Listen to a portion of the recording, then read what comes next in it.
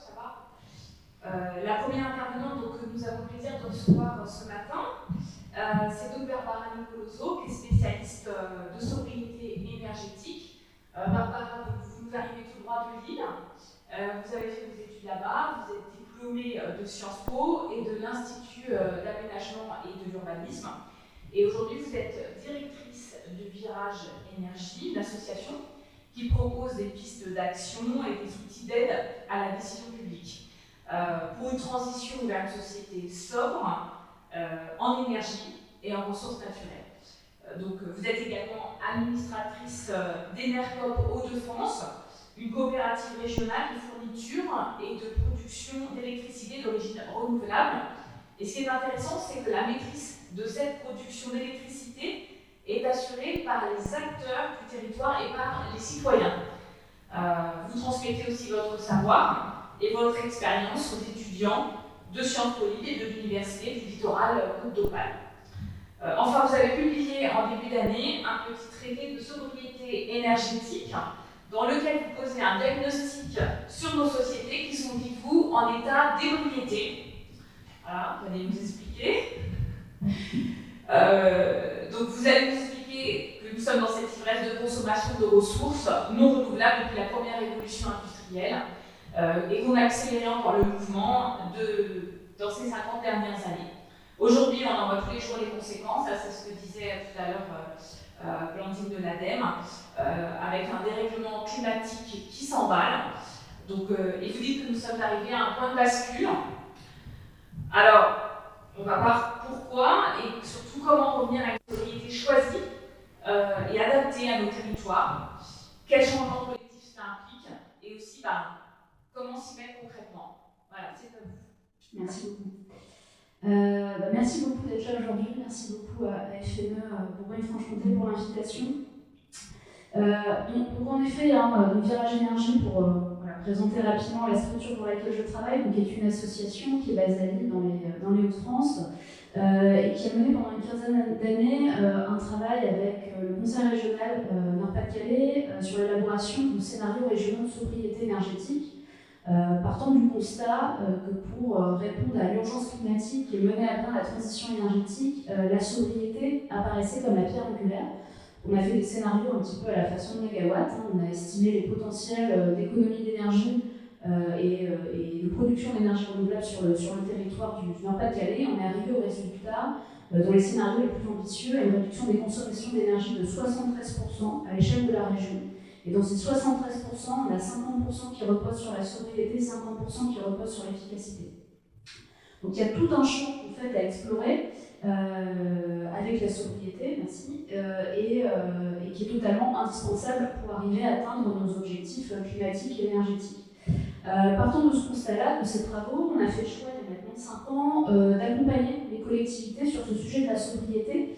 Partons du constat aussi que, autant sur l'efficacité, sur le développement des énergies renouvelables, il y a beaucoup de choses, il y a des guides pratiques, des outils méthodologiques. Sur la sobriété, il y a extrêmement peu de choses. En termes de bibliographie, je ne sais pas si certains d'entre vous, élus ou techniciens, ont déjà essayé de se renseigner sur le sujet de la sobriété, il n'y a pas grand-chose.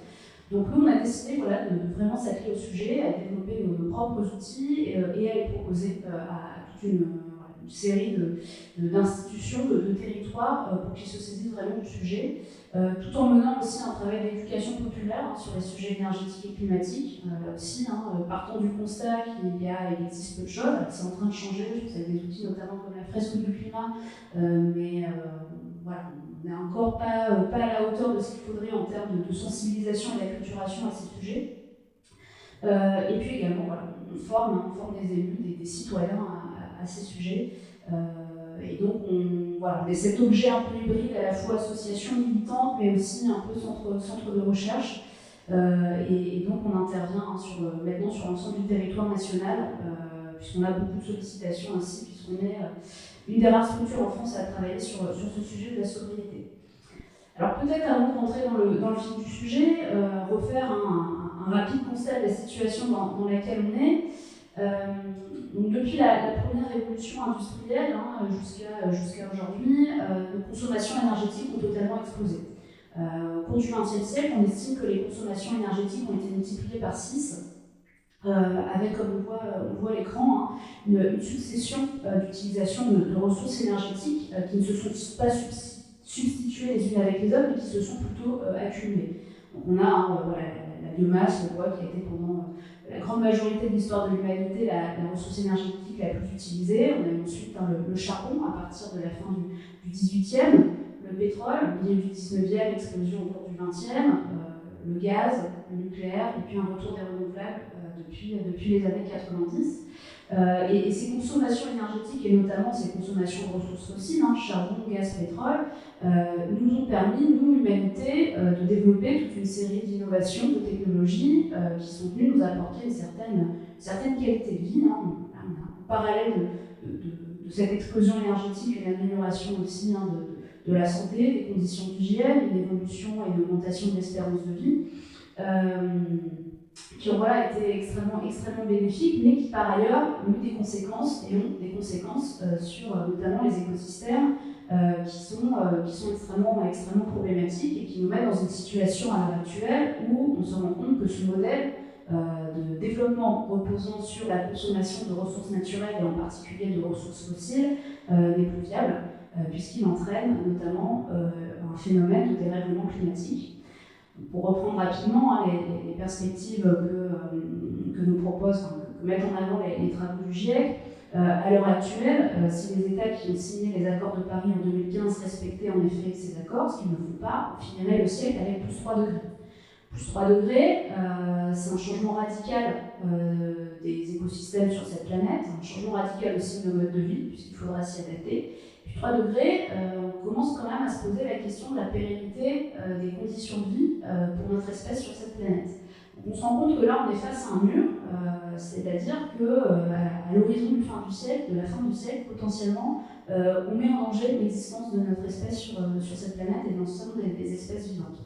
Je vous fais pas le scénario si on ne respecte pas les accords de Paris. Hein, le GIEC l'a bien rappelé cet été avec l'apparition du premier volet du nouveau rapport, des risques de finir le siècle à plus 4, plus 5 degrés. Là, voilà, on est vraiment dans le scénario du pire avec des conséquences totalement désastreuses. Et donc l'enjeu pour nous, c'est là, maintenant, dans les 10 ans qui viennent, de faire dévier cette trajectoire d'élévation des émissions de gaz à effet de serre en sortant progressivement de l'usage des ressources fossiles, en ayant des modes de vie, des modes de consommation qui soient plus sobres, pour être sur une trajectoire qui soit au mieux à plus 1,5 degré, mais le plus 1,5 degré, je ne sais pas si vous avez remarqué, mais on parle de moins en moins, et on parle de plus en plus du plus 2 degrés, puisqu'il y a de très très fortes chances que le plus 5 degré, on dépasse d'ici 2030. Donc l'objectif voilà, est de maintenir le dérèglement climatique, en tout cas le réchauffement climatique à plus de degrés à l'horizon de 2050, et ça nous suppose de mettre en place des stratégies d'évolution de nos modes de vie à l'échelle individuelle et collective qui sont extrêmement ambitieuses. Pour rappel, un Français à l'heure actuelle émet en moyenne chaque année 12 tonnes équivalent CO2. À l'horizon 2050, on devrait être à 2 tonnes. Ça veut dire diviser par 6 nos émissions de gaz à effet de serre. On se rend compte que c'est extrêmement important. Si on vient un petit peu à l'échelle nationale, donc tout ça se traduit dans une stratégie nationale bas carbone qui est en cours de révision et qui va devenir une stratégie nationale climat-énergie qui nous fixe en fait des budgets carbone pour des échéances de 4 ans. Donc on doit progressivement, on sait, réduire nos émissions de gaz à effet de serre pour répondre à ces budgets carbone et atteindre cette neutralité carbone en l'horizon 2050, c'est-à-dire ne pas émettre plus d'émissions de gaz à effet de serre que les écosystèmes sont capables d'absorber.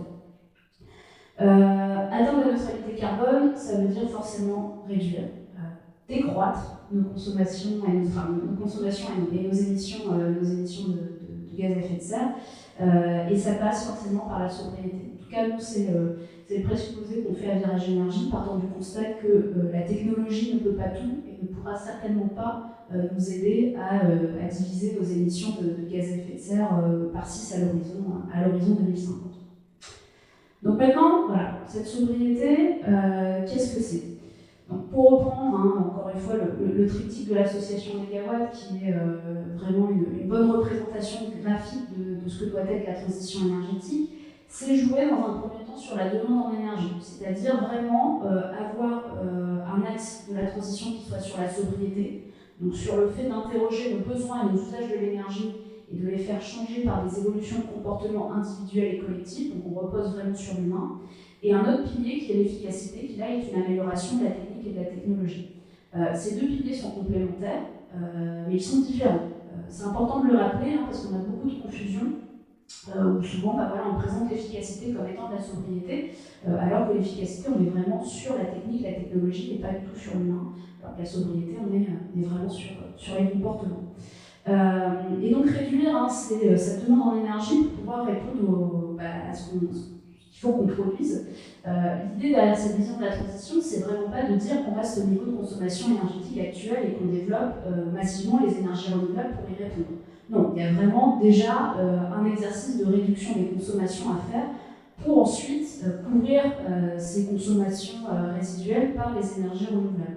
Et ça, c'est important de le dire, hein, parce qu'on a beaucoup voilà, de discours, hein, notamment anti-énergie renouvelable, hein, qui oublie tout à fait cette dimension en fait, de la transition énergétique, hein, et qui est une vision qui est portée par un grand nombre d'institutions et d'associations en France, donc c'est important de le redire. Donc la sobriété va s'intéresser hein, à nos usages et puis surtout à nos besoins en énergie. Pourquoi on a besoin d'énergie on va avoir besoin de se chauffer, de s'alimenter, de se déplacer et on va avoir plusieurs possibilités pour répondre à ces besoins, des possibilités techniques ou organisationnelles qui vont être plus ou moins consommatrices en énergie et en matériaux. Donc quand on a des usages, hein, alors il y a des usages qui sont totalement vitaux, essentiels, indispensables, et puis on en a d'autres hein, qui peuvent être futiles, extravagants, inacceptables, comme le montre le graphique. L'idée avec la sobriété, ça va être de repositionner le curseur au bon endroit pour vraiment avoir une consommation d'énergie qui est au juste besoin de ce dont on a besoin. La sobriété, c'est vraiment une question de rééquilibrage en fait. C'est pas être dans le trop peu ni dans le trop, c'est être à la juste consommation. Et pour arriver à cette juste consommation, on va avoir toute une série de leviers qui vont s'offrir à nous. Alors là, en termes de politique publique, mais on peut aller de l'information, de la sensibilisation, à l'obligation, à l'incitation, voire à la dissuasion, l'interdiction. On verra un peu plus loin dans le cadre de la présentation. Il y a tout un panel, un champ des possibles qui s'offre à nous avec cette question de la sobriété. Alors nous, on aime bien opposer la sobriété à l'ébriété. Donc faire le constat qu'à l'heure actuelle, on vit dans une société qui est totalement dépendante aux ressources fossiles et fissiles. On fait le parallèle avec une situation d'alcoolémie. On a besoin de notre dose d'énergie parce que l'énergie, c'est vraiment ça qui fait fonctionner nos sociétés, qui fait fonctionner l'économie. Par contre, on est vraiment dans une surconsommation et les aberrations énergétiques comme celles que vous avez à l'écran, donc voilà, c'est aux États-Unis. Donc la salle de sport à laquelle on accède avec un escalator, ce genre d'aberration énergétique, on en voit tous les jours. Les écrans publicitaires qui nous diffusent des vidéos. On a, je prends un autre exemple, le Qatar qui climatise ses rues, la Finlande qui chope ses rails de travaux l'hiver. Enfin, voilà, on a plein d'exemples comme ça. Et cette situation-là est juste plus possible en fait. Au regard notamment des enjeux écologiques, cette situation d'ébriété est néfaste. Comme une personne qui est alcoolique au bout d'un moment, ça pose des problèmes de santé. Et bien nous, on est un peu dedans. Et donc la sobriété, ça va être comment on se rend moins vulnérable aussi à cette dépendance aux énergies fossiles, comment on fait un levier de résilience pour les territoires. Et on voit qu'à l'heure actuelle, avec l'augmentation du prix de l'énergie, c'est pas rien. Et comment également on va arriver dans une société de satiété. Pour reprendre le terme du sociologue Bruno Villalba, c'est vraiment être sur, on a besoin d'énergie pour satisfaire certains besoins, certains usages, on va consommer la juste quantité dont on a besoin, et c'est valable aussi pour les matériaux, et on s'arrêtera là.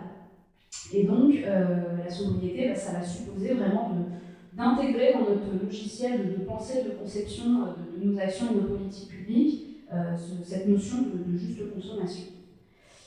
Il y a une deuxième notion qui est très importante quand on parle de sobriété, c'est celle finalement du constat de faire de se dire qu'il y a des gens qui sont en situation de précarité subie et d'autres qui vont être en situation de sobriété volontaire.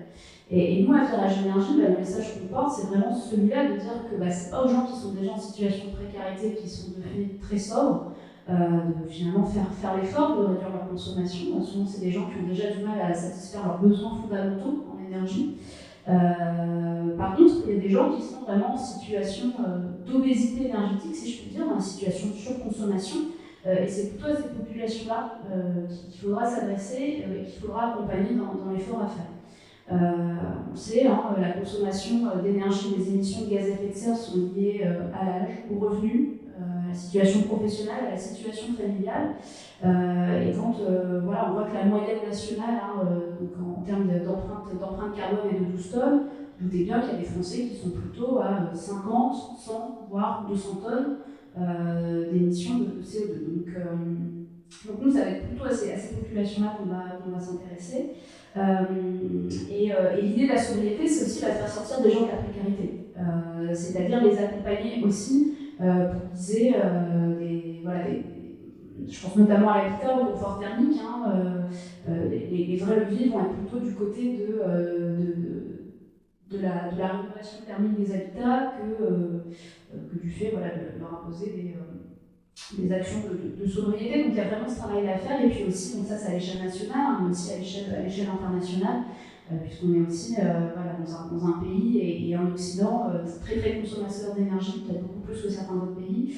Et aussi on a beaucoup délocalisé des entreprises, des industries qui produisent des choses pour nos pays. Et ça, il ne faut notamment pas l'oublier quand on est dans le cadre des négociations climatiques.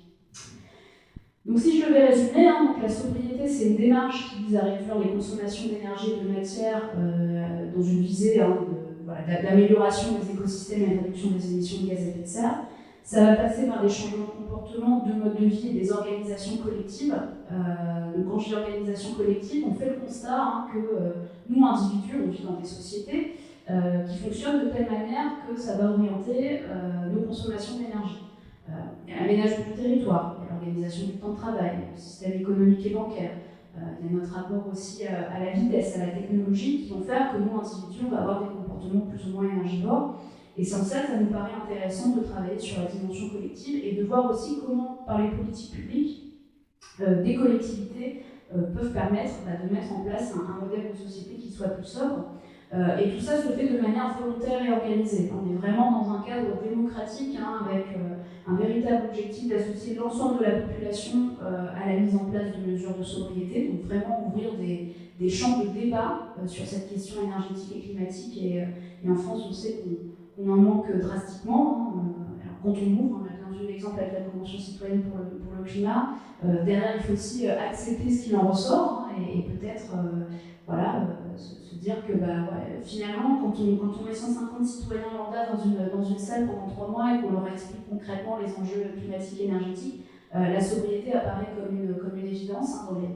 Dans les propositions qui ont été faites par les 150, le terme sobriété revient 35 fois. Il a été repris une seule fois dans la loi de climat résilience. Donc là aussi, on voit en termes de ces questions d'acceptabilité sociale, on entend beaucoup de décideurs nous dire que les Français ne sont pas prêts. Ça se discute.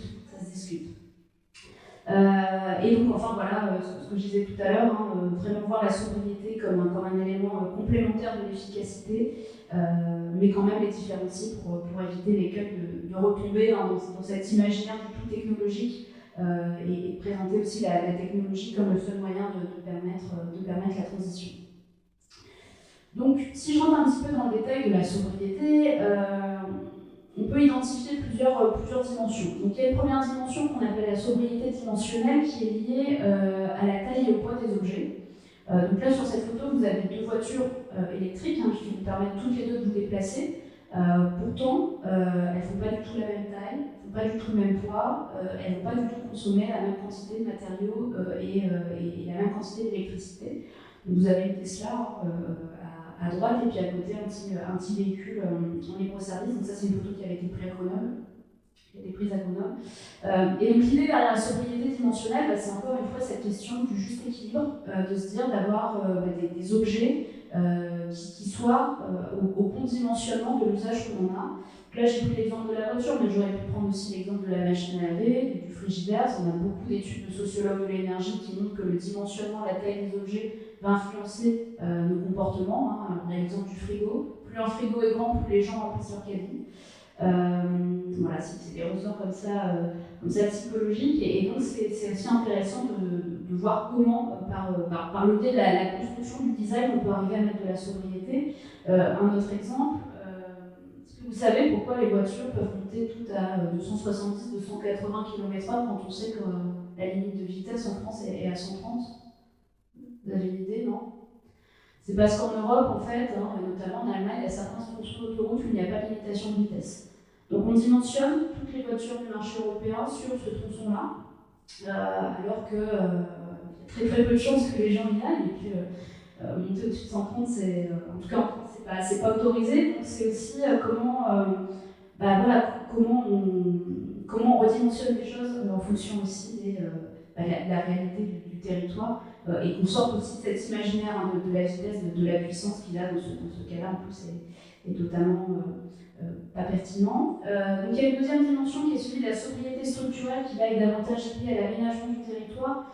Donc je parlais tout à l'heure d'ébriété énergétique. Cette ébriété énergétique, elle a donné aussi naissance à un modèle d'aménagement du territoire et d'urbanisme en France, hérité des années 50-60, de l'après-guerre, où voilà, on était en plein dans le rêve pavillonnaire, l'acquisition de la voiture comme signe de réussite sociale, le développement des territoires avec de plus en plus de zones d'habitation, de zones de travail, de zones de commerce qui sont déconnectées les unes des autres, en tout cas qui sont accessibles en voiture, mais qui sont de fait de plus en plus compliquées à atteindre à pied ou en mobilité douce.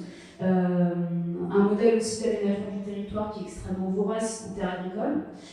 Et ce modèle-là, on se rend compte qu'à l'heure actuelle, il est totalement obsolète pour répondre aux objectifs climatiques, énergétiques, et puis également problématiques d'effondrement de la biodiversité. Et donc, il y a un véritable enjeu à ce qu'on repense aussi la façon dont on aménage notre territoire. Et là, il y a un énorme levier du côté des documents de planification, parce qu'en France, on est spécialiste des millefeuilles administratifs, et en termes de documents de planification, on en a beaucoup, les plans locaux d'urbanisme, les schémas de cohérence territoriale, les SRADET, il y en a d'autres. Et ce qu'il faut savoir, c'est que ces documents vont déterminer la façon dont on va aménager le territoire pendant des années, voire des décennies. Et c'est extrêmement important qu'à l'heure actuelle, les documents qui sortent en 2021 fassent l'exercice de se projeter en 2030, 2040, 2050 pour intégrer à la fois les conséquences climatiques qui vont s'offrir à nous et être plutôt résilientes, mais aussi se positionner dans un modèle où c'est plus possible que la voiture soit le seul moyen de déplacement qui soit viable sur certains territoires. Donc il y a un véritable travail à faire, avec aussi derrière des enjeux sociétaux très forts. La crise des Gilets jaunes, elle n'est pas partie de rien. Elle est aussi tributaire de ce modèle d'aménagement du territoire qui fait qu'on a aussi en France des endroits où les services publics, les emplois sont très concentrés, et certains territoires qui sont beaucoup plus délaissés. Donc là, un gros enjeu sur l'aménagement du territoire. Une troisième notion, donc la sobriété d'usage, qui est là vraiment liée à l'usage qu'on va faire d'un service énergétique. Là, c'est l'exemple de l'éclairage public. Vous pouvez être une commune et avoir fait un véritable effort d'efficacité énergétique en modernisant l'ensemble de vos systèmes d'éclairage. Vous avez pris des ampoules, notamment LED, LED. Vous pouvez associer ça avec une politique de sobriété en pratiquant l'extraction des feux entre minuit et 6 h du matin. Il y a de plus en plus de communes qui le font. Et là, on voit bien la complémentarité entre sobriété et efficacité. C'est-à-dire que quand les lumières sont allumées, on a vraiment un service énergétique qui est très peu consommateur, et puis on peut aller totalement jusqu'à l'extinction des feux sur certaines plages horaires où assez peu de personnes circulent. Et puis il y a une dernière dimension qui est la sobriété collaborative et conviviale. On l'a dit tout à l'heure, la sobriété, c'est aussi un support pour développer davantage de coopération intergénérationnelle, d'échange de savoir-faire, de reconquête aussi de son autonomie dans la réparation d'objets ou dans la pratique de l'autoproduction alimentaire. Donc là, c'est l'exemple des Repair Café, qui sont aussi des endroits où on peut créer du lien social, et la sobriété est vraiment importante là-dessus, c'est-à-dire que on va sortir de notre dépendance totale à la technologie, notamment, et ça va supposer de susciter des échanges, des lieux de rencontre entre les personnes, et c'est une dimension qui est extrêmement importante et qui va aussi participer à une amélioration de la qualité de vie. on verra un peu après. La sobriété, en fait, c'est un support au bien-être, à l'amélioration de la qualité de vie. Et ce récit-là, c'est important de l'avoir, puisque c'est ça qui va rendre la sobriété désirable. En faisant le constat qu'à l'heure actuelle, dans nos sociétés, tout ne fonctionne pas très bien non plus, et que davantage de sobriété, ça peut être aussi voilà, une amélioration de la qualité de nos vies sur les territoires. Donc concrètement, qu'est-ce que ça peut donner, hein, une société sobre? Donc on a essayé de faire cet exercice à Virage Énergie, et donc on a identifié 6 grands axes de travail que je vous illustrerai ensuite, hein, concrètement par les politiques de sobriété. Donc un premier axe qui est vraiment celui de passer de la surabondance à la suffisance matérielle, donc avec tout ce travail de réemploi, de développement de nouveaux modèles économiques, hein, économie de la fonctionnalité, économie circulaire, qui là va vous permettre à la fois de réduire, hein, les consommations de matériaux, et puis également de réduire les déchets. Une deuxième notion, hein, qui est celle de comment on passe de la centralisation à la relocalisation. Alors ça, c'est valable pour plein de sujets, c'est valable pour l'énergie, avec le développement notamment, hein, des projets d'énergie renouvelable citoyens. On consomme au plus près de ce qui est produit, on produit plutôt au plus près de ce qui est consommé. C'est valable aussi pour l'alimentation. Comment on relocalise la production alimentaire, comment on fait pour dans les commerces, on puisse trouver des aliments qui ont été produits à moins de 100 km.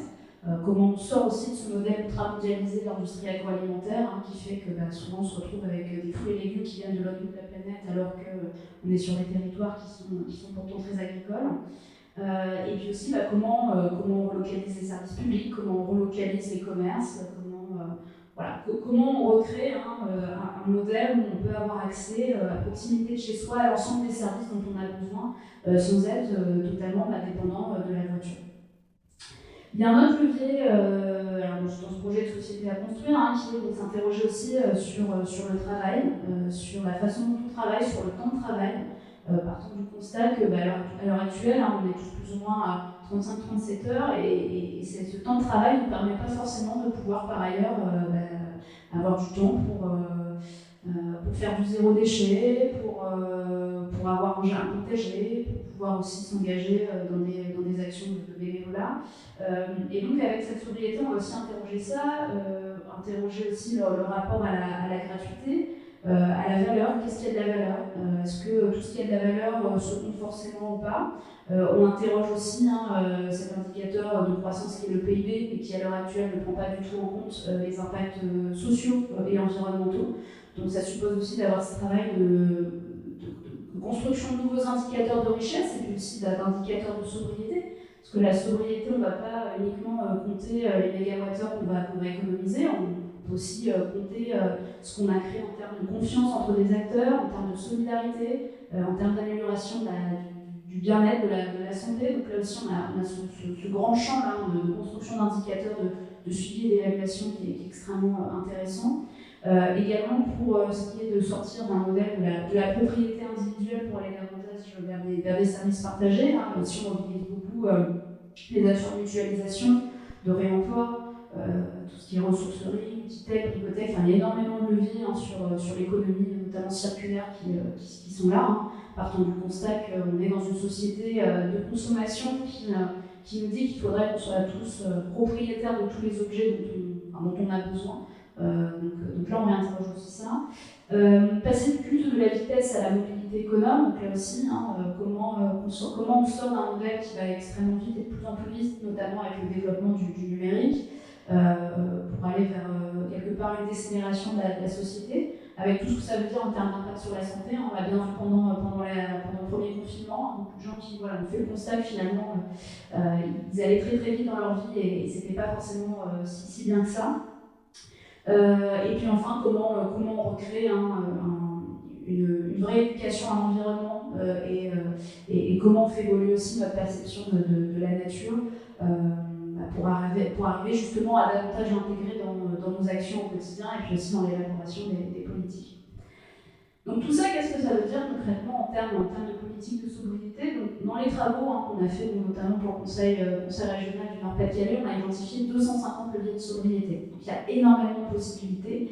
Et ce qui est important de retenir, c'est qu'on va sortir du champ purement énergétique, c'est-à-dire qu'on va avoir une vision vraiment transversale de l'ensemble des politiques publiques, parler d'agriculture, d'alimentation, de biens de consommation, de mobilité, d'habitat, d'aménagement du territoire. Enfin, vraiment, on va aller sur l'ensemble des champs. Et ça va nous permettre d'arrêter d'avoir cette vision en silo, hein, qu'on a beaucoup en France, à la fois dans l'élaboration des politiques publiques, mais aussi dans l'organisation même, hein, des collectivités, où finalement chaque service a sa thématique, et puis on met très rarement en commun. Avec la sobriété, on ne peut pas se permettre de faire ça, parce qu'on a besoin d'avoir vraiment une vision transversale et d'intervenir sur l'ensemble des domaines de compétences. Et donc, on va aller sur plein de sujets. Donc si je rentre un petit peu dans le détail, hein, sur l'agriculture et l'alimentation, on a un premier levier, hein, où là, peut-être que la collectivité peut faire peut-être moins de choses que sur les autres leviers, mais c'est celui du régime alimentaire. Hein. Je pense que vous savez tous qu'un régime qui est assez, qui est composé majoritairement, hein, de protéines, de ressources végétales et non animales, a un impact énergétique et carbone beaucoup plus faible. Hein. Donc là, c'est comment on repense la place notamment des protéines animales dans notre alimentation.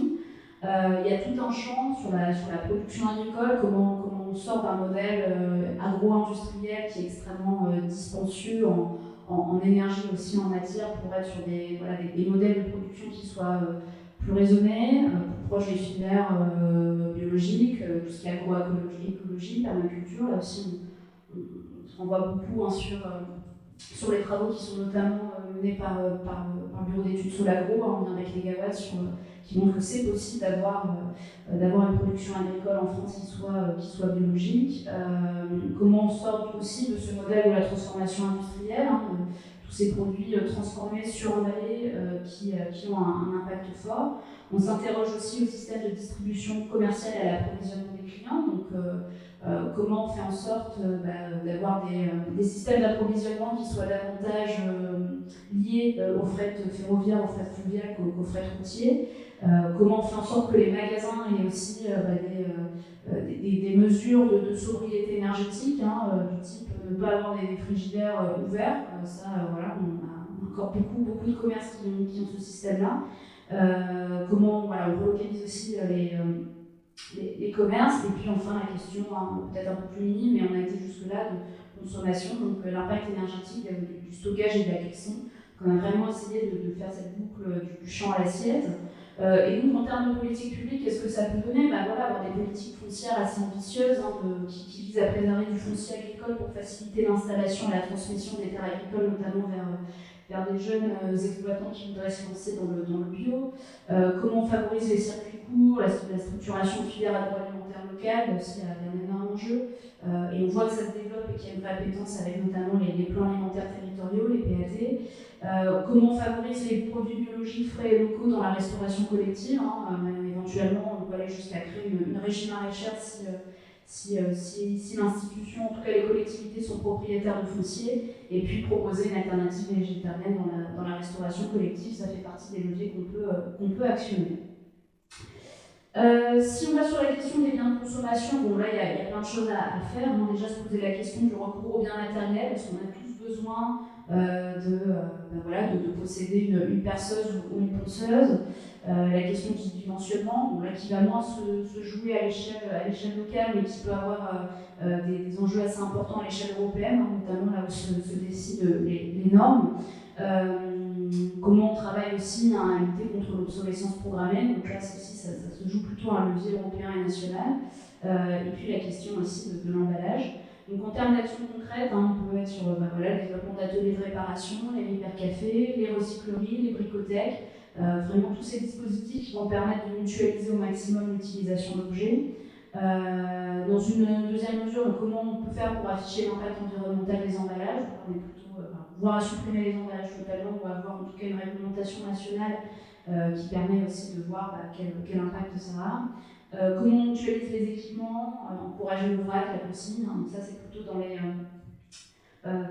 les commerces. À l'échelle des collectivités, on peut avoir tout ce travail de promotion de l'économie circulaire, économie de la fonctionnalité, et puis mener aussi une politique sur le numérique responsable. Hein, on parle en plus de sobriété numérique, on en entend beaucoup parler, donc c'est comment sur un territoire ou à l'intérieur même d'une collectivité, on peut faire en sorte d'avoir des comportements plutôt sobres, notamment en termes d'utilisation des technologies et puis de suppression éventuellement de données, de mails qui, mis bout à bout, ont un poids carbone assez important.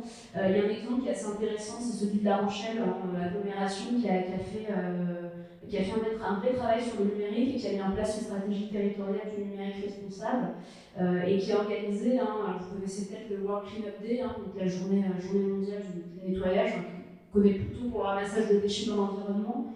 Eux, ils l'ont fait sur le numérique et donc ils ont demandé à l'ensemble des agents de la collectivité de supprimer les mails qui ne servaient plus à rien. Et ils ont réussi à comme ça supprimer 2600 gigaoctets de données, soit 73 tonnes de CO2.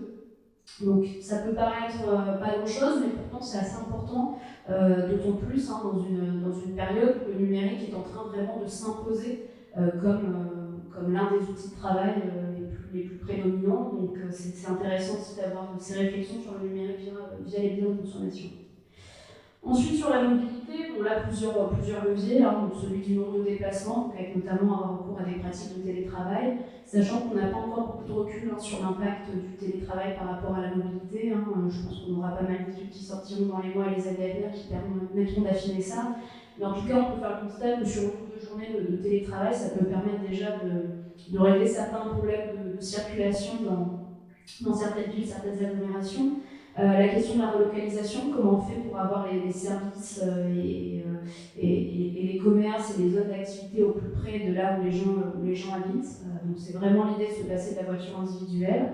La question du report modal, comment on facilite le passage du vélo au train, au bus. Là, il y a énormément de travail à faire en termes d'infrastructure. La question du dimensionnement du type de véhicule automobile, donc là aussi, beaucoup de choses à faire dans une période où les voitures qui se vendent le plus en France à l'heure actuelle, ce sont les SUV. Donc comment on casse aussi cet imaginaire du 4x4 qui est très pertinent dans la ruralité de montagne. Je ne remets pas du tout ça en question, mais quand on est parisien, je ne suis pas certaine qu'on ait besoin d'un SUV. Et puis enfin, les questions de mode de conduite automobile avec tout ce qui est éco-conduite, le fait d'avoir une conduite plutôt souple, ne pas freiner, bien rétrograder, qui permettent de faire aussi des économies entre 10 et 15% sur un plein. Donc ça c'est un levier qui peut être intéressant. Et donc en termes de politique de sobriété pour une collectivité, ça peut se traduire par une réduction de la vitesse maximale sur route. On a pas mal d'études qui montrent que c'est assez efficace en termes de réduction des consommations d'énergie. Donc voilà, mettre en place des zones 30, ça se fait de plus en plus. Encourager les bonnes conduites, ça peut se faire par des campagnes de publicité, d'information, de sensibilisation.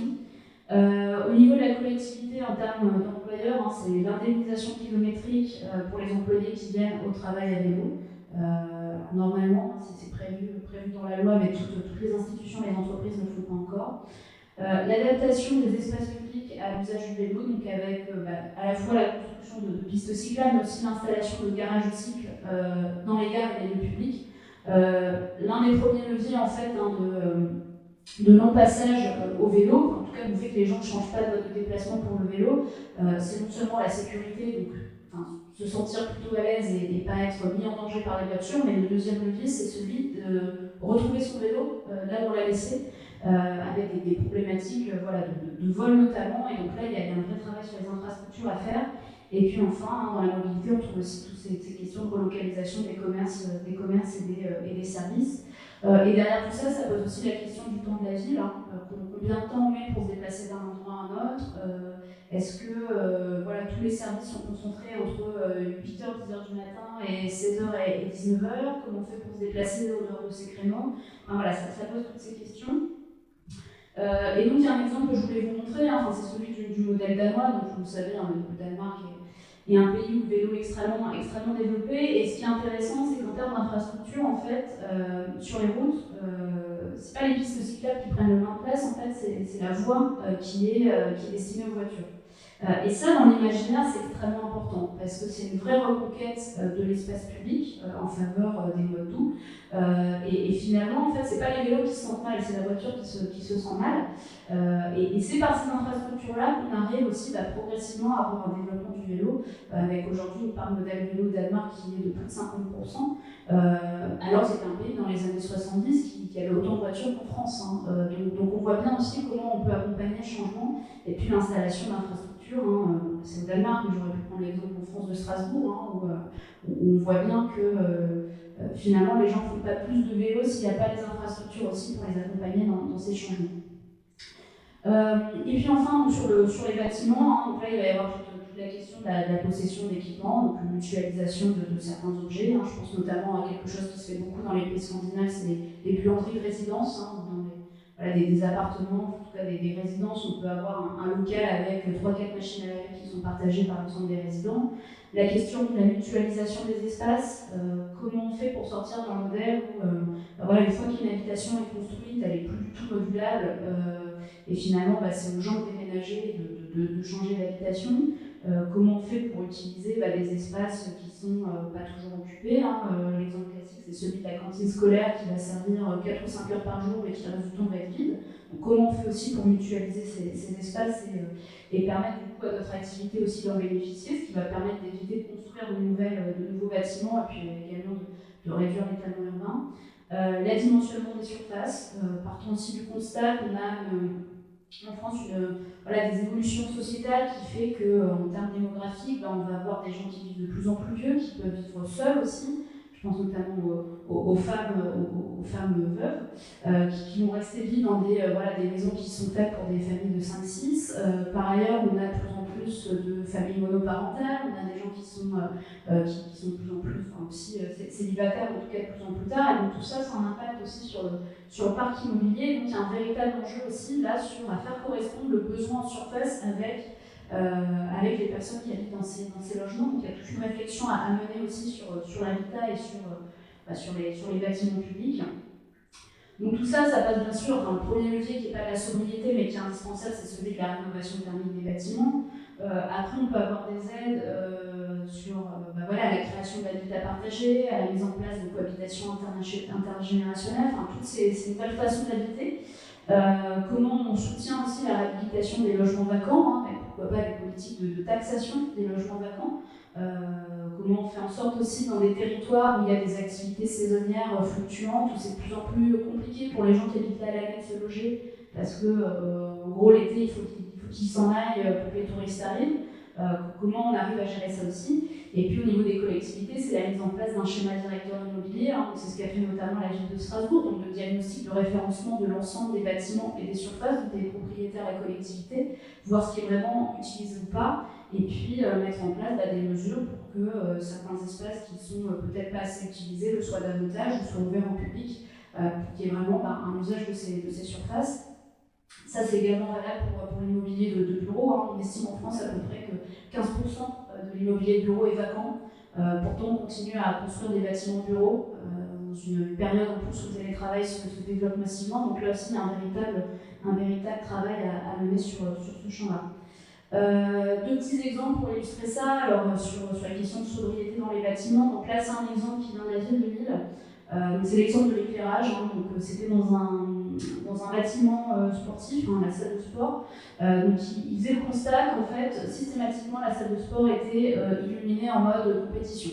Alors qu'il y avait des entraînements qui ne justifiaient pas, où on était en pleine journée. Donc ils ont mis en place ce dispositif, donc qui est à la fois un dispositif d'efficacité, puisque ça permet, en fonction déjà de la luminosité naturelle, d'allumer automatiquement la salle ou non. Et puis ensuite, c'est la sobriété dans le sens où seuls les entraîneurs les plus affirmés ont le badge pour allumer en mode entraînement de compétition, ce qui fait que par défaut, on va rester sur l'allumage, en tout cas le niveau d'éclairage le plus sobre, ce qui permet là aussi de faire des économies d'énergie. Et un autre exemple, c'est le dispositif des correspondants énergie, donc former une personne par service ou par direction dans les collectivités qui seront en charge de sensibiliser ses collègues à la sobriété. Donc dans le sens, alors on est vraiment sur des éco-gestes, éteindre les ordinateurs qui sont en veille, utiliser les multiprises, ou éteindre la lumière, mais ça, ils se sont rendus compte qu'en l'espace d'un an, ça avait permis d'autofinancer le poste de la personne qui était correspondante énergie, puisque les économies énergétiques qui avaient été faites étaient assez substantielles. Et ce dispositif-là, ils sont en train de se rendre compte que c'est extrêmement intéressant dans une période où les prix de l'énergie s'envolent, et où pour la collectivité, c'est tout de suite des augmentations de marché de l'énergie qui sont extrêmement importantes, de l'ordre de 5 ou 10%. Et puis à gauche, vous avez une campagne de sensibilisation qui avait été faite par Nantes Métropole sur voilà, la préconisation de l'ADEME de chauffage à 19 degrés. Là aussi, 19 degrés, quand on a une maison qui est très bien isolée, ça passe. Quand on est dans une passoire thermique, c'est plus compliqué. Donc on voit que l'enjeu n'est pas tant sur le comportement, mais que là aussi sur l'aspect plus structurel de la rénovation thermique. J'avance un petit peu. Du coup, alors sur ces questions de politique de sobriété, donc nous, à Virage Énergie, on s'est dit, bon, voilà, on avait identifié tout ça, on voulait aussi permettre aux élus, aux techniciens de s'acculturer à l'ensemble de ces enjeux. Du coup, on a développé un outil qui s'appelle Virage Sobriété, qui est un jeu de cartes qui permet voilà, de découvrir une centaine de politiques publiques de sobriété. On en a développé plusieurs versions. La première, on l'a faite avec le Grand-Ouest dans les Hauts-de-France. On en a développé une avec la communauté de communes du Clunisois, en Bourgogne.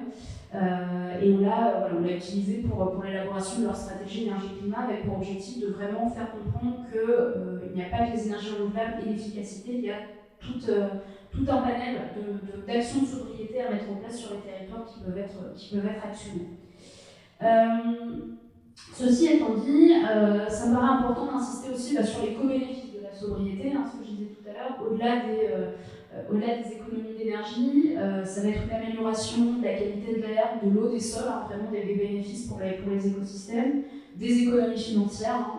L'énergie la moins chère est celle qu'on ne consomme pas, et c'est pareil pour les matériaux, et c'est pas un petit argument dans une période d'augmentation des prix de l'énergie et puis de raréfaction constante de la ressource publique.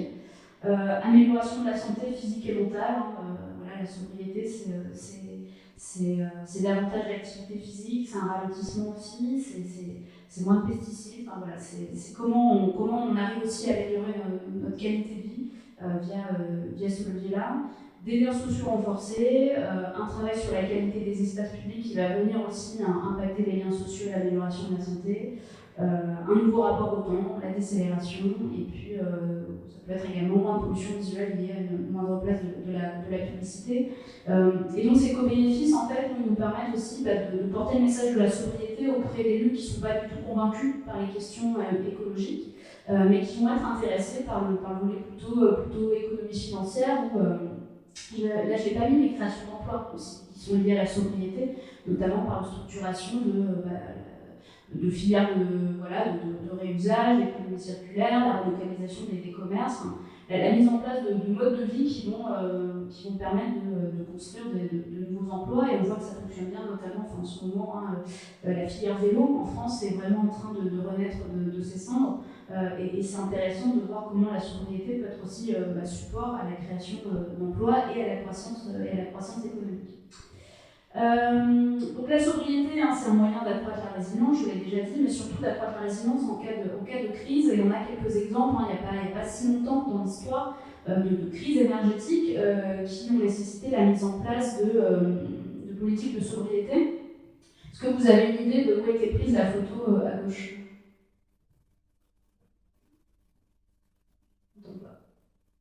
Non. Plus fort.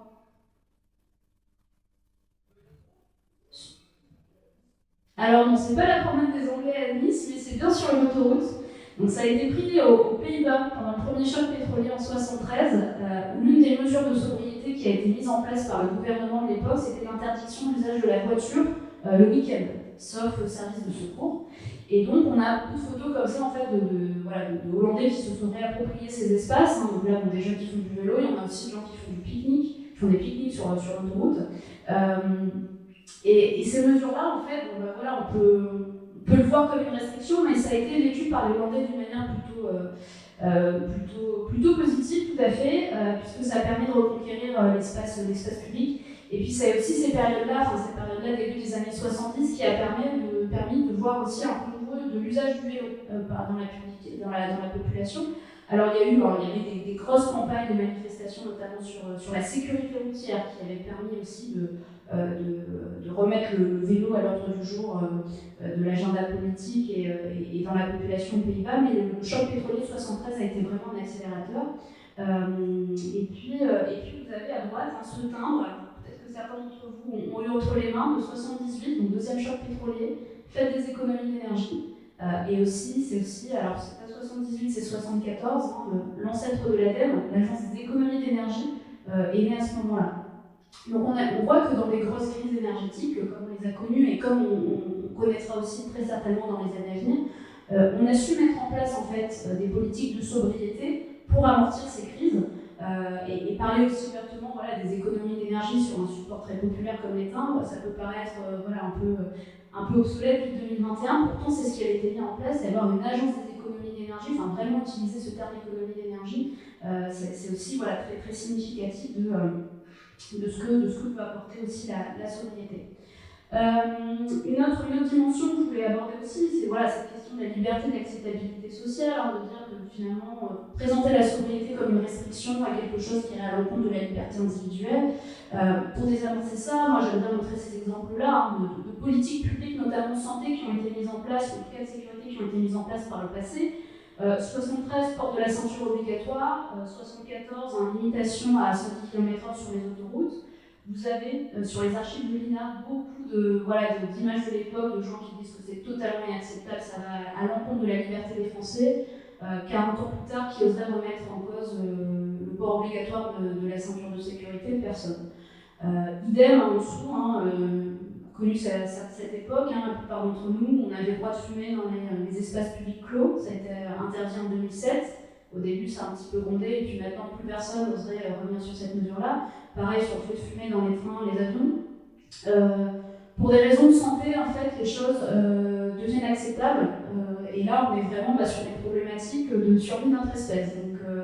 Donc on peut prendre des mesures qui soient un peu fortes, un peu radicales. Et c'est aussi faire le constat que la norme évolue en fonction des époques. Et ce qui n'était pas acceptable dans les années 80 est tout à fait aujourd'hui. Et des choses qui ne sont pas acceptables en 2021 le seront en 2030. Donc il faut aussi avoir ça en tête quand on pense à la sobriété, c'est-à-dire que la situation économique, sociétale et aussi environnementale évolue et que du coup les mesures politiques qui doivent être prises en compte doivent aussi évoluer. Et cette question de l'acceptabilité sociale, ce que je disais tout à l'heure avec la Convention citoyenne pour le climat, en France on a très peu d'espace en fait, de démocratie participative sur ces sujets, donc finalement on ne sait pas trop ce que les gens pensent. Et quand on voit alors, les exercices de sondage qui sont faits, je pense notamment au baromètre de l'ADEME, qui permettent aussi de prendre un peu le pouls de la société sur ces sujets, on se rend compte que les gens sont quand même prêts à faire beaucoup de choses, et notamment à reconnaître que les enjeux climatiques nécessitent des évolutions de nos modes de vie. Donc cette dimension collective, elle est extrêmement importante. Je pense que la sobriété ne peut être acceptable que si elle est construite collectivement, donc ça suppose de créer ces instances de débat. Donc la Convention citoyenne en a été un bon exemple, et je pense aussi les dispositifs de monnaie locale peuvent être aussi des moyens d'aborder la sobriété sous un prisme économique, de relocalisation, de liens sociaux qui sont aussi intéressants. Et puis les débats publics, je pense notamment aux débats qui sont menés par la Commission nationale du débat public de manière assez ponctuelle sur les questions énergétiques. Alors ces lieux d'instance existent, mais on en entend très peu parler. Qui ici a participé au débat sur la programmation pluriannuelle de l'énergie? Voilà, FME. Alors voilà, on se retrouve toujours les mêmes associations à être présents. On en parle très peu dans les médias et finalement, on est assez peu dans la salle à avoir participé. Et les modalités de contribution restent aussi, il faut rédiger des carnets d'acteurs, tout ça. Enfin, c'est assez mal dimensionné pour répondre aux enjeux de démocratie participative, et donc il y a un véritable enjeu aussi à penser cette question de la sobriété de manière commune et vraiment en faire aussi un bien commun pour boucler avec les thématiques de cet après-midi et du coup faire aussi un vrai sujet de débat politique et de débat de société. Pour terminer, donc, on a vu qu'il était possible de faire plein de choses. Après, c'est comment on va rendre tout ça désirable dans un monde où le récit dominant est celui de la consommation. Consommer rend heureux, c'est ce que nous dit la publicité. Quand vous achetez une voiture, vous achetez une expérience. Vous n'achetez pas juste un objet. Donc il y a un véritable enjeu à prendre à contre-pied aussi les discours, les imaginaires qui sont véhiculés par les grandes entreprises, par les publicitaires, qui ont pour finalité aussi de nous faire consommer. Donc véritable problématique à travailler aussi avec des gens qui savent écrire des récits, produire des imaginaires. Donc là je pense aussi à nous, acteurs de la transition, un vrai besoin de se rapprocher d'artistes, d'écrivains, de spécialistes de la science-fiction, vraiment de narrateurs pour nous aider à rendre tout ça désirable. Il y a quelques exemples qui sont assez intéressants, qui sont en train de sortir. Donc ça, c'est une campagne de pub qui a été faite par l'agence Bruxelles Mobilité, donc qui est l'agence qui est en charge des transports en commun à Bruxelles, qui a fait une campagne de pub autour des pieds. Donc les pieds, une technologie du passé pensée pour le futur. Il y a également un spot publicitaire qui a été fait, hein, je vous invite à aller voir sur Internet, qui montre aussi à quel point tous ces codes de la publicité nous influencent et qu'on peut aussi les utiliser pour faire la promotion de pratiques sobres. Et ça aussi, ça permet progressivement de changer les imaginaires et d'apporter un récit positif. Enfin, il y a deux dernières dimensions qui me paraissent extrêmement intéressantes. C'est l'approche de la sobriété par les paysages. Nous, à Virage Énergie, on travaille beaucoup avec le collectif Paysages de l'après-pétrole, qui est un collectif de paysagistes, d'urbanistes qui travaillent sur ces questions de l'après-pétrole, en partant du constat de la façon dont le pétrole a façonné nos territoires et nos villes. Et puis également l'école de paysage de Versailles, qui est une chaire paysage et énergie, qui se pose vraiment la question de comment la transition énergétique va venir impacter nos territoires, alors d'un point de vue du développement des énergies renouvelables, mais pas que. On peut se poser la question de comment des pratiques de sobriété peuvent venir redessiner la façon dont nos villes sont organisées. Donc là, il y a plusieurs exemples. En haut, vous avez l'exemple de Détroit avec ce gros travail de reconquête des friches industrielles pour mettre en place une agriculture urbaine. En dessous, c'est l'exemple des énergies renouvelables que je trouvais assez intéressant. Donc là, c'est aux Pays-Bas, comment on met au dialogue aussi les moulins, l'ancêtre de l'éolienne avec ces nouvelles infrastructures. En termes de dimension, la question de l'échelle elle est extrêmement intéressante. Et puis à droite, vous avez ce qu'on appelle le SNEC, donc qui est l'autoroute cyclable de Copenhague, qui là aussi, quand on n'a plus la voiture comme seule ligne directrice de l'aménagement du territoire d'une ville, et toutes les choses peuvent être permises et puis on peut avoir une vraie reconstruction de l'espace urbain sur lui-même. Et puis enfin, la sobriété, ça suppose aussi de se projeter dans le futur, de faire de la prospective, de se dire de quoi on a envie, de quoi on n'a pas du tout envie, quel peut être le scénario du pire, mais aussi quel peut être le scénario du meilleur. Et ça peut être extrêmement puissant. Également, la technique du photomontage, alors là, c'est ce qu'a fait l'Institut Momentum, qui a réalisé un scénario biorégion 2050 pour l'Île-de-France, de se projeter dans l'évolution des paysages, des espaces, des infrastructures, pour donner aussi envie. Donc là, c'est l'exemple du thermal d'Orly, qui a été totalement débétonné, cette question-là aussi, avec le zéro artificialisation net, on va y arriver, comment on fait sauter le béton, parce qu'à un moment, en termes notamment d'empreinte énergétique, déjà le béton c'est pas terrible, empreinte climatique, mais puis aussi l'adaptation au changement climatique. Il va falloir qu'on repense aussi les matériaux et les vêtements avec lesquels on aménage nos territoires, et donc l'utilisation des récits de l'image peut être un bon vecteur pour parler de sobriété. Après, il y a tout à faire, puisqu'on a des récits dominants qui sont très très forts, et qu'en face, on est, en termes humains et en termes financiers, pas doté des mêmes milliards d'euros injectés dans cette évolution des imaginaires.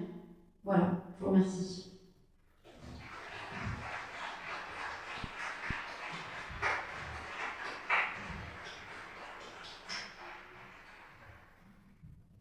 Alors, ça va être à vous de poser vos questions. Juste une première question à Barbara. En termes de désir, lorsqu'un territoire ou une commune veut se mettre finalement en route vers la sobriété énergétique, c'est quoi le premier pas? Parce que là, il y a 250 leviers, mais par quoi est-ce qu'on peut commencer? Puis ensuite, avec plaisir de vous entendre sur vos questions. On peut commencer déjà par faire ce qu'on est en train de faire ce matin, se former, s'acculturer au sujet, parce qu'on a vu, il est très vaste, et dans l'esprit de beaucoup, la sobriété, c'est le retour à la bougie, à la charrette, les amiches, comme l'a dit notre cher président. Donc il y a vraiment un enjeu à justement démonter ces idées reçues, et ça passe par la formation, la culturation. Ça, c'est une première chose. Ensuite, c'est poser un diagnostic de territoire, de ce qu'on consomme, ce qu'on produit, et ensuite identifier les leviers qu'on peut actionner. Et je pense que le programme Transition Action a pour objet aussi de participer à ça, vraiment identifier les leviers, les freins, pour mettre en place des vraies politiques structurelles de sobriété à l'échelle des territoires.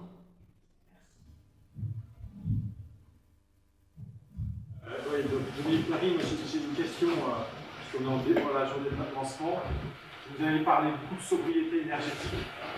Dans le cadre de notre démarche du groupe d'économie circulaire, on a une démarche d'économie de ressources de toute matière. Comment vous faites le lien entre... on a fait une étude de flux de matière en région il y a quelques années. La consommation de... Rappeler c'est important pour la réflexion. Chaque habitant en région Bourgogne-Franche-Comté consomme à peu près 25 tonnes de matière. Toute matière.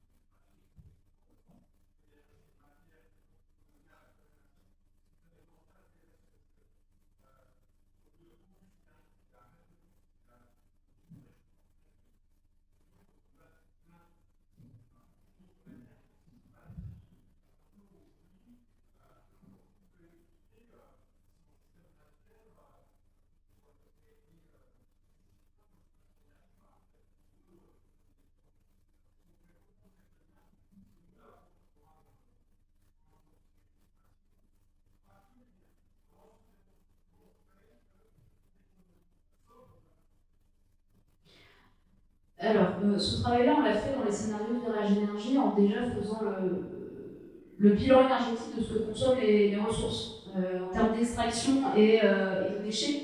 Donc vous dites que c'est 2 tonnes de consommation énergétique par personne par an. Alors je ne sais pas à quoi ça correspond 2 tonnes parce qu'on parle plutôt en kilowattheures, en mégawattheures. Des tonnes d'électricité, j'ai du mal à me représenter ce que ça représente.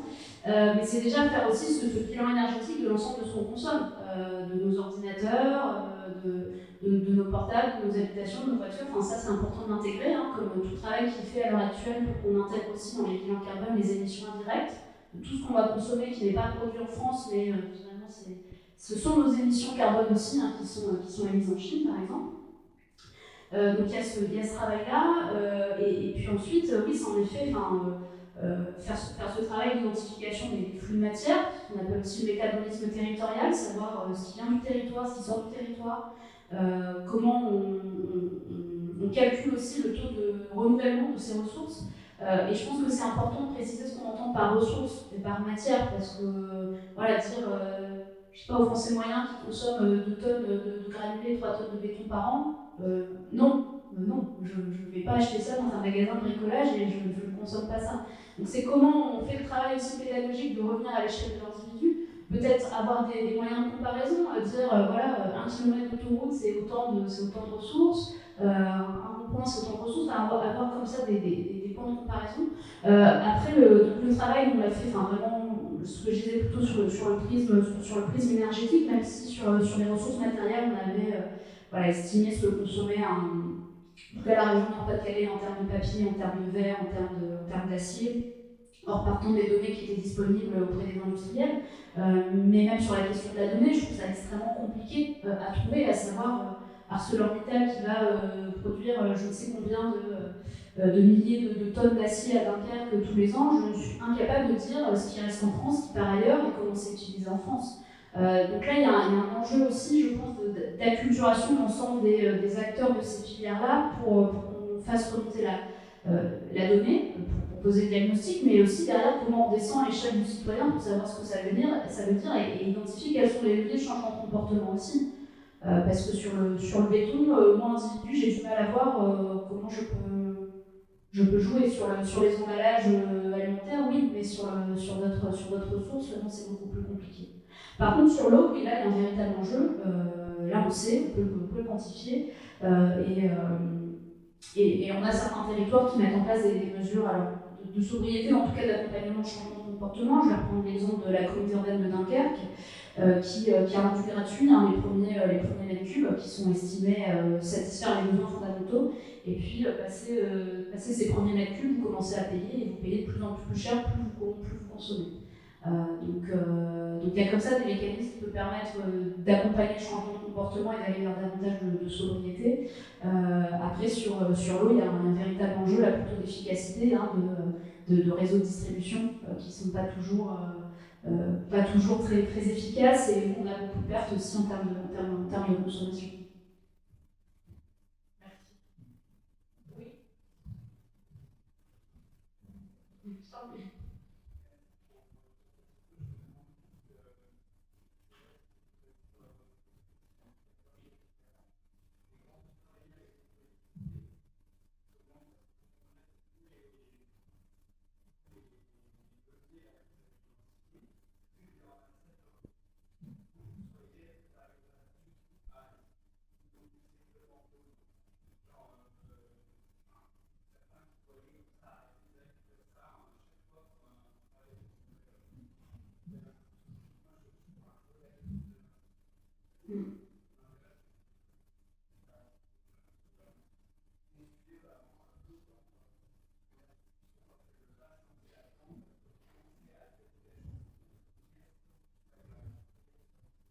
Alors ça dépend vraiment des collectivités et ça dépend aussi des personnes au sein des collectivités. L'outil qu'on a développé, Virage Énergie, on l'anime surtout avec des élus. Il y a des sujets sur lesquels il y a des consensus. Alors moi, je me souviens d'une collectivité avec qui on l'avait fait. Il y avait une carte, c'était la carte taxer l'habitat vacant, qui a taxé les élus en général. Ils sont pas, voilà, c'est un peu compliqué. Et celle-là, il y a eu un consensus assez dingue parce que oui, ça allait de soi qu'il fallait taxer l'habitat vacant. C'était pas possible d'avoir 20% d'habitat vacant sur le territoire. Par contre, la taxe, est-ce qu'on aurait récupéré la taxe aurait pu être utilisée pour accompagner les propriétaires à rénover des bâtiments et à les remettre sur le marché de la location. Donc ça, on a des exemples comme ça. Voilà. Moi, associative, je pensais que ça ne passerait pas et pourtant elle est passée.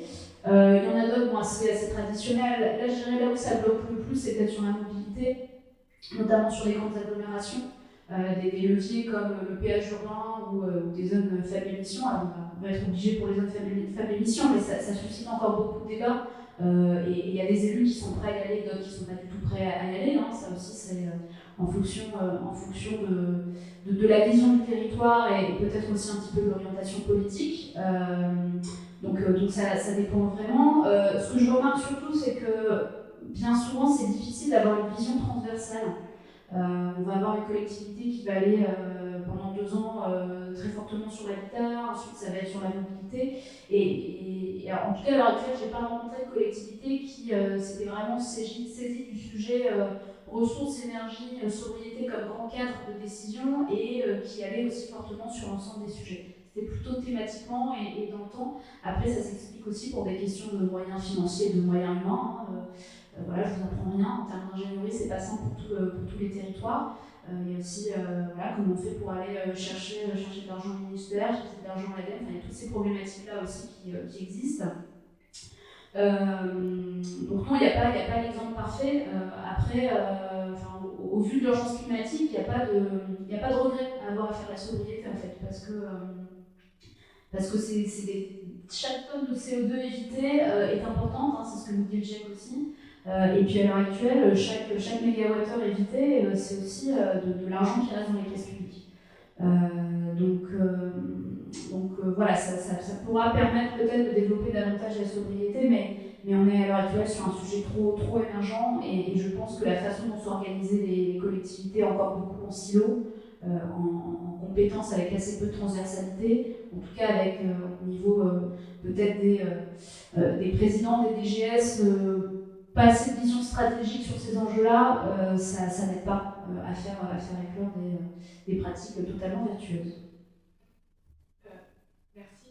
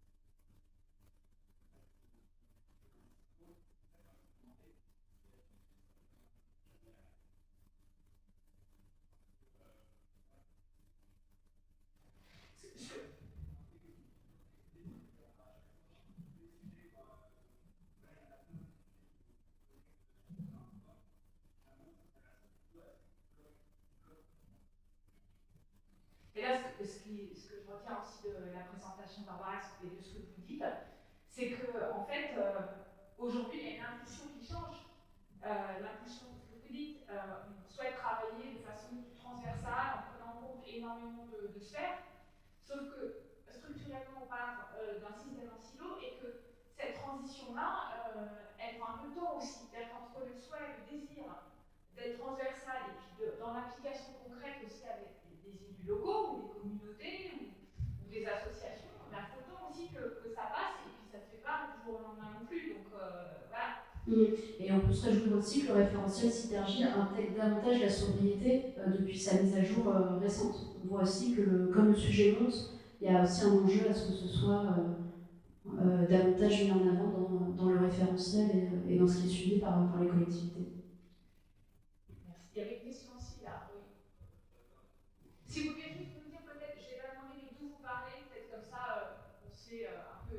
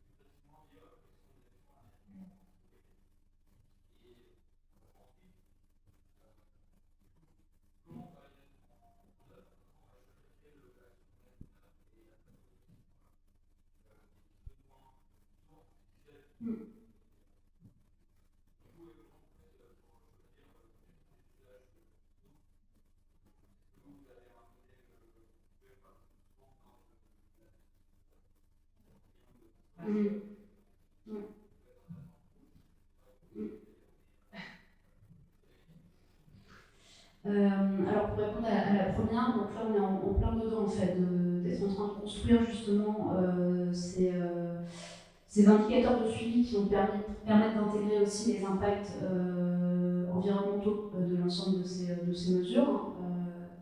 Donc je ne l'ai pas dit, mais à l'heure actuelle, un virage énergie est uniquement soutenu par des collectivités, plus du tout par le conseil régional.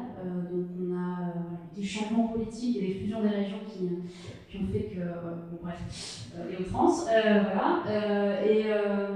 Et donc à l'heure actuelle, il faut qu'on trouve d'autres moyens pour pouvoir mettre en place ces travaux de recherche. Et là, à l'heure actuelle, on travaille notamment avec le SCOT du Grand Douaisis, syndicaliste du SCOT du Grand Douaisis, sur ces questions d'indicateurs et comment on fait pour aller agréger des indicateurs de biodiversité, de santé environnementale sur le levier de sobriété. Donc ça, c'est un travail qui est en cours. Pour répondre à la deuxième question sur les besoins, c'est quelque chose d'assez subjectif. Donc là, il y a un travail qui est à faire, je pense, notamment avec des universitaires, avec des économistes, des sociologues, pour savoir comment on priorise. Et est-ce que c'est le rôle aussi, je pense, de la collectivité de prioriser, de dire ce qui est un besoin fondamental. Et là, on tombe dans un autre champ, je pense. Et c'est en ça que je pense que c'est intéressant d'avoir ces instances de débat autour du sujet de la sobriété pour qu'il y ait une définition plutôt collective et démocratique de quels sont les besoins fondamentaux plutôt que ce soit entre guillemets imposé et décidé dans un bureau. Je caricature un peu, mais on touche à quelque chose quand même d'assez sensible.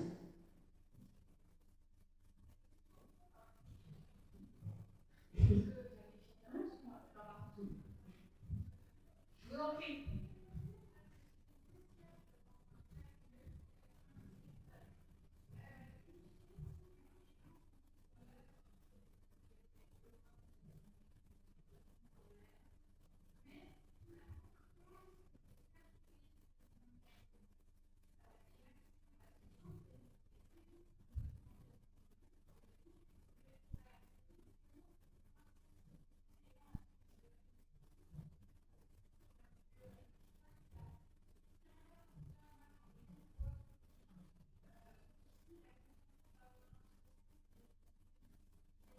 Mm.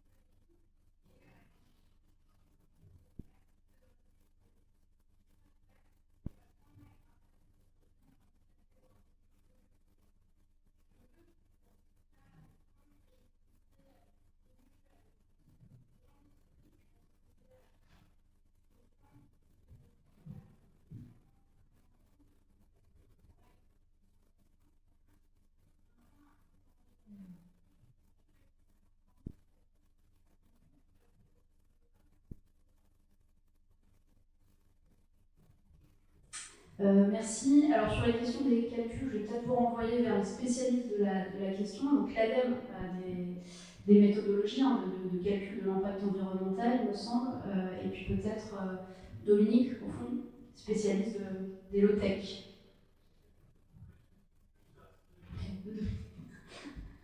On a deux Dominique, experts des low-tech.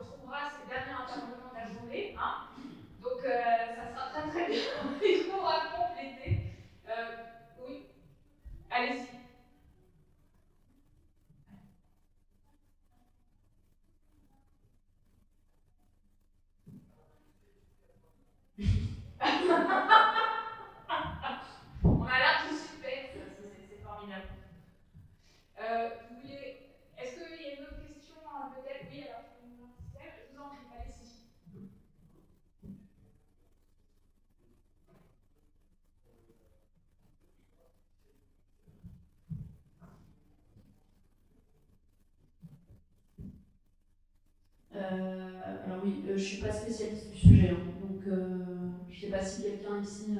Donc si vous n'avez pas entendu, je redis la question, c'est... donc vous demandiez la différence entre zéro artificialisation nette et zéro artificialisation brute. Donc si quelqu'un se sent répondre, peut-être...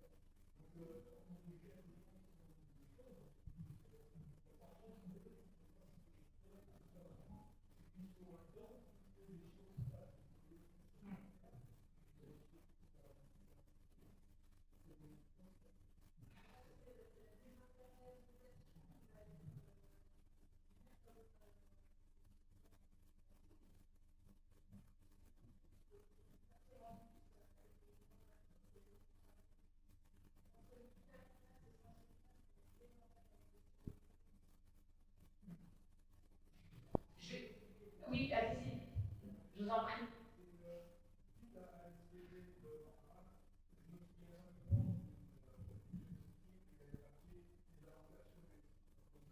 L'éco-bénéfice, oui.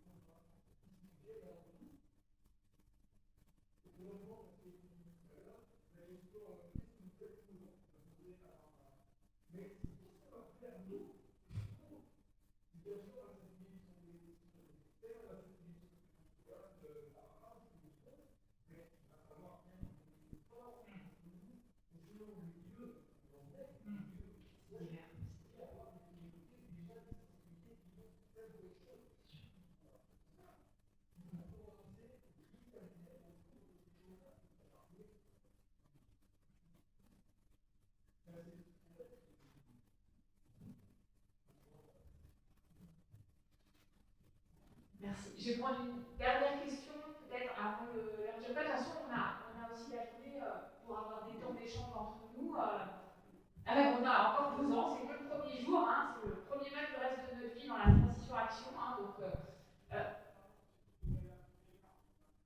on a un petit peu plus de temps, d'accord. Bah, super, merci. Donc, Frédéric Sultan qui va intervenir après le repas, donc je vous en prie.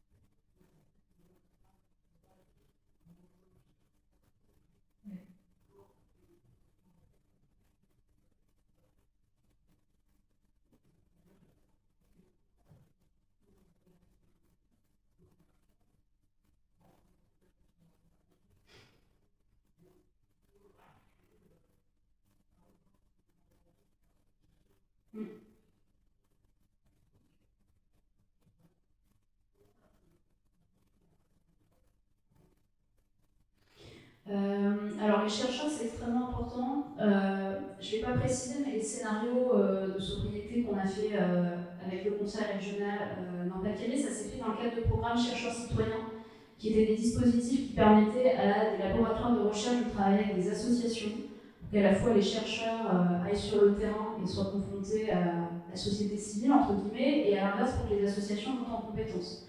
Donc ces collaborations-là, elles sont extrêmement importantes. On a, je pense, pas mal d'enseignants-chercheurs dans les universités françaises qui n'ont pas la possibilité forcément de travailler sur ces sujets, parce que c'est des sujets qui sont nouveaux, qui académiquement peuvent être un peu compliqués, et qui sont du coup très contents de travailler avec des associations pour construire de la connaissance et puis aussi mettre ces sujets-là dans l'agenda public. Donc le partenaire universitaire, il est déterminant. La question de la région, enfin, elle n'est pas au-delà du financement, politiquement, c'est aussi ça, comment on continue à travailler sur ces sujets quand on a des changements de majorité politique et que le sujet de transition n'est plus le sujet prioritaire. Voilà, je vous fais pas un dessin, le président de région de France, c'est Xavier Bertrand. Donc au-delà de dire qu'il ne veut pas du tout d'éoliennes et qu'il veut des EPR, il ne travaille pas non plus sur la question de la sobriété. On est le seul conseil régional de France à ne pas avoir de vice-président à la transition énergétique. Il n'y en a pas, il n'y a pas d'élu, on charge de ces thématiques-là.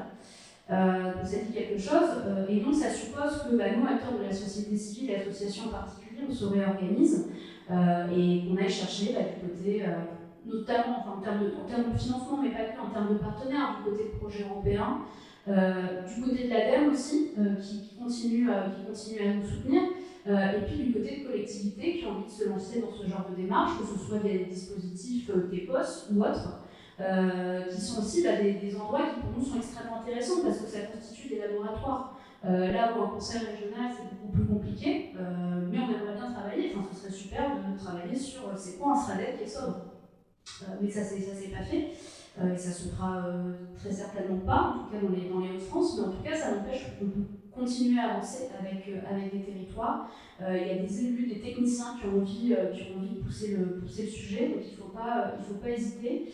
Et puis je pense aussi aux associations où on a un véritable enjeu aussi à monter en compétences et puis à montrer qu'on peut être salarié d'une association et être expert, quoi, et qu'on arrête aussi de nous cantonner à juste des bénévoles qui tiennent des stands. Il y a un véritable enjeu aussi à montrer que voilà, l'expertise, la compétence, elle n'est pas que du côté des entreprises, des bureaux d'études. Il y a aussi une vraie expertise de territoire et des thématiques dans les associations. Donc il faut aussi qu'on se fasse notre place. Ce qui va plutôt dans notre sens, c'est l'actualité, malheureusement. Enfin, les rapports du GIEC, les scénarios RTE, Mégawatt, ADEME.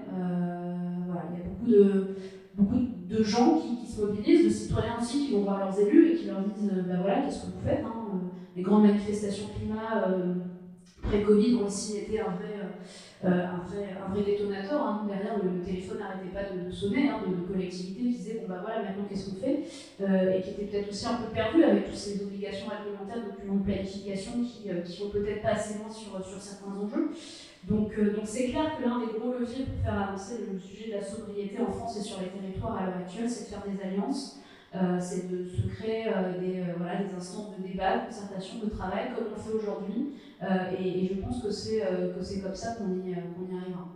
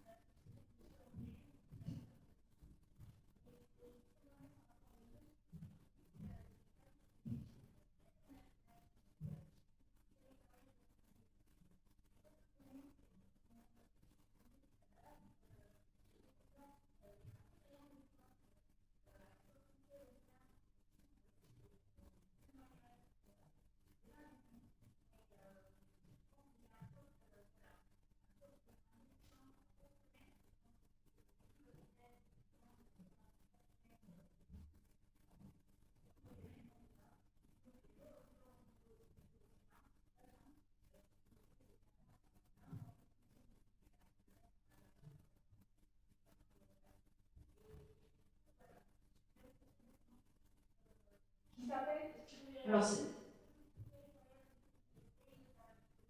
Ouais. L'Energy Cities. Voilà, Energy Cities. Donc l'étude c'est TERSOB, TERSOB, si vous tapez ça sur le moteur de recherche de la date, vous tombez dessus. Juin, ouais, du mois de juin.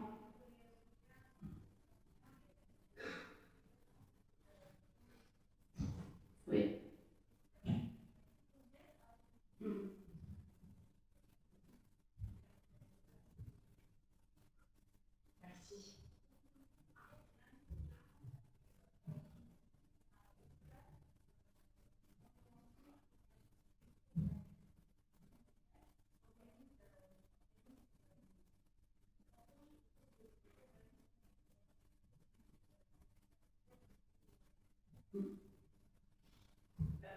Vous voulez intervenir ou une autre question? Allez-y.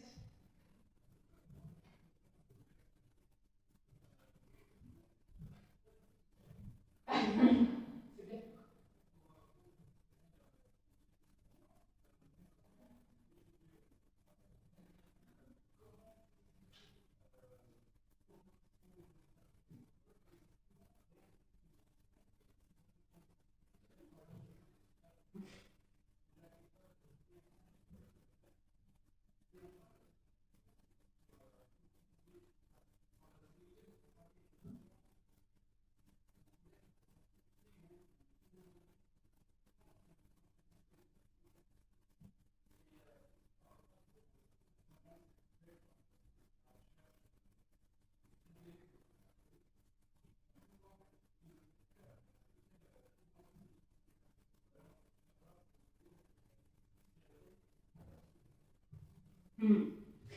Alors, la première question, j'ai pas la réponse, parce que c'est un véritable sujet à l'heure actuelle, justement, de ces effets rebonds, de la relocalisation de nos émissions de gaz à effet de serre en France. Donc, oui, très clairement, je ne suis pas certaine qu'on arrive à baisser, de répondre aux objectifs réglementaires de réduction des émissions de gaz à effet de serre et des économies d'énergie si on commence à rapatrier l'ensemble de l'industrie textile ou de l'industrie d'électronique en Chine, en France. Ça pose soit une question de on accepte concrètement que ça revienne chez nous, mais avec tout le poids environnemental que c'est, soit on se pose la question de la sobriété, d'arrêter, de moins consommer ce type d'équipement avec tout ce que ça comporte comme difficulté à l'heure actuelle, puisqu'on est maintenant totalement dépendant du téléphone, de l'ordinateur, etc. En effet, c'est un impact aussi environnemental, c'est un impact sur les sols en termes de construction. On le voit bien à l'heure actuelle avec le développement massif des entrepôts logistiques dans certaines régions, c'est pas sans impact sur les terres agricoles. Donc là, il y a un véritable sujet à se poser. Et moi, ce qui me paraît être intéressant, c'est peut-être de refaire de la planification, en tout cas à l'échelle nationale et dans le temps aussi. De se dire comment on s'organise jusqu'à 2050, comment peut-être on met aussi en place un rééquilibrage territorial, sans dire d'aller construire dans des régions où il n'y a rien de construit, mais comment on réinterroge aussi ce modèle de la métropolisation, qui n'est pas du tout neutre d'un point de vue environnemental, que ce soit à l'échelle nationale, même à l'échelle mondiale. Alors ça, on a peut-être moins de levier, mais en tout cas en France, plus en plus d'aménageurs, de géographes qui se montrent critiques de ce modèle, qui, au-delà de ses impacts écologiques, il y a aussi des impacts économiques et sociaux qui ne sont pas neutres. Ça pose la question aussi d'accès à l'habitat, l'accès au foncier. Ça pose énormément de questions. Et je pense que c'est le débat qu'on doit avoir, et je souhaiterais que ce soit l'un des grands débats qu'il y ait dans le cadre notamment de la campagne des présidentielles. On verra. Et la deuxième question, c'était... Ah oui. Oui. Alors, nous, on avait fait l'exercice pour un échelon régional, ce qui est compliqué en termes d'efficacité parce que ça va dépendre de technologie. Nous, on l'avait fait à technologie constante, donc le dernier scénario, c'est 2017, donc c'était à l'époque. On n'avait pas intégré la question des low-tech parce qu'on avait trouvé trop peu de littérature sur le sujet, que ça nous paraissait compliqué à intégrer pour arriver à un scénario qui était quand même censé servir d'outil à la décision publique à l'échelon régional, donc on n'avait pas intégré. Mais ce serait intéressant de refaire l'exercice, en effet. Après, nous, ce qu'on constate beaucoup dans les scénarios, c'est que souvent l'effet rebond n'est pas pris en compte. Donc, ce qu'on appelle l'effet rebond en efficacité, en tout cas en énergie, c'est le fait, alors ça a été documenté notamment par des sociologues, c'est quand vous améliorez l'efficacité d'un objet ou d'une technologie. Je prends l'exemple d'un moteur de voiture. Les moteurs de voiture à l'heure actuelle consomment beaucoup moins d'essence qu'il y a 30-40 ans. Vous avez une augmentation de l'usage qui est fait de cet objet ou de cette technologie. On utilise beaucoup plus la voiture, les voitures sont beaucoup plus lourdes, beaucoup plus grandes, on va plus loin, on se déplace plus, et c'est ça qui fait que finalement ce qu'on a gagné en termes d'énergie avec l'amélioration de la performance du moteur, on le perd parce que par ailleurs les comportements ne suivent pas. Et c'est en ça que c'est intéressant de trouver efficacité et sobriété. Donc oui, ça supposerait de refaire l'exercice et d'intégrer aussi ce volet effet rebond et donc de travailler notamment avec des sociologues de l'énergie. C'est une discipline qui est en plein développement pour essayer de voir comment un être humain se comporte face à une technologie. Donc, je prends l'exemple de la voiture, mais on a aussi d'autres exemples. On va commencer à travailler avec l'Université catholique de Lille dans le cadre d'un programme de recherche qui est soutenu par l'ADEME sur est-ce que les smart buildings doivent forcément avoir des smart users. Partons du constat qu'en fait, l'Université catholique de Lille a développé beaucoup de smart buildings, ils ont fait des rénovations thermiques extrêmement performantes sur le campus et ils se rendent compte que les consommations d'énergie ne baissent pas, au contraire.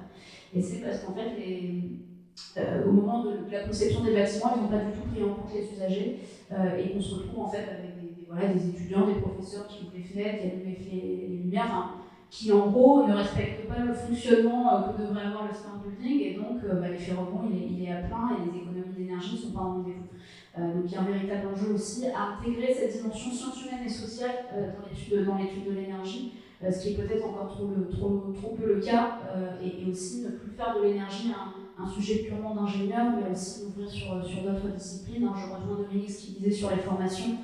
C'est vrai que à l'heure actuelle, on a les politistes, les historiens, les sociologues, les ingénieurs, chacun dans son coin, et puis ce qu'on apprend chacun en silo, on le retrouve derrière dans nos carrières professionnelles. Donc là aussi, un véritable enjeu à décloisonner.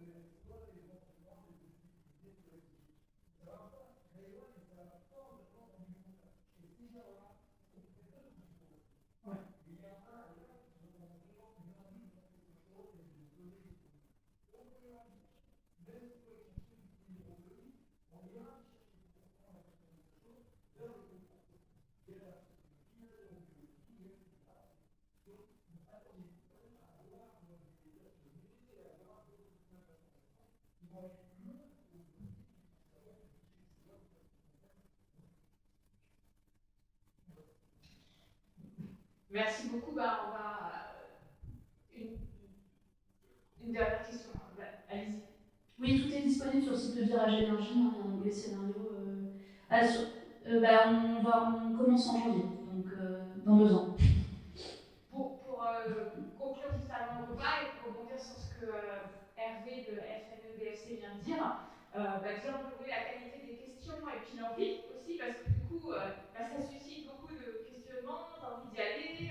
Donc ça, c'est déjà très très positif. C'est sûr que c'est la première journée que y a tout à construire ensemble par rapport à ça et de s'interroger aussi chacun de nous sur notre envie et comment est-ce qu'on peut contribuer à faire évoluer les choses. Voilà, donc bon appétit à tous et puis on se retrouve à 13h30 pour la suite du programme.